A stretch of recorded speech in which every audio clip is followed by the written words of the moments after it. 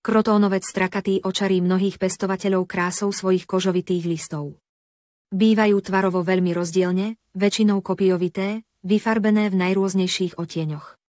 Izbovka poteší aj svojimi nenápadnými drobnými kvetmi zelenobielej farby. Kvitne dosť nepravidelne. Krotónovce môžu mať buď úzke, alebo široké listy. Domovom tejto veľmi dekoratívnej rastliny je juhovýchodná Ázia a ostrovy v Tichomorí. Krotónovec je veľmi náročná rastlina.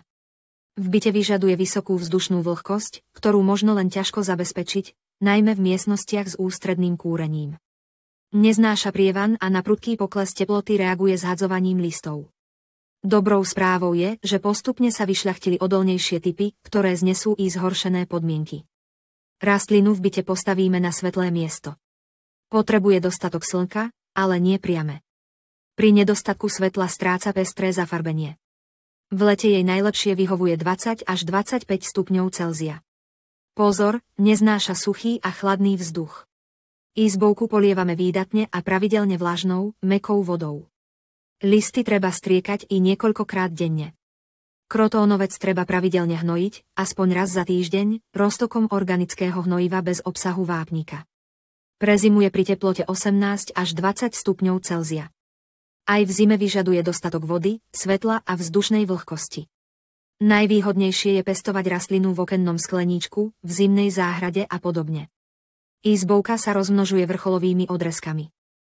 Na mieste, na ktorom chceme, aby sa krotónovec zakorenil, urobíme ostrým nožom šikmý zárez z dola nahor asi do 2/3 kmeňa.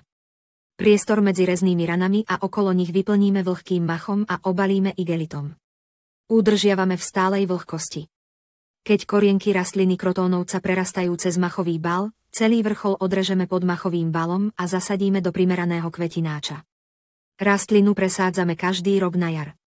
Izbovka potrebuje substrát zložený z rašeliny, listovky a piesku v pomere 1:1, čiže dobre priepustnú pôdu.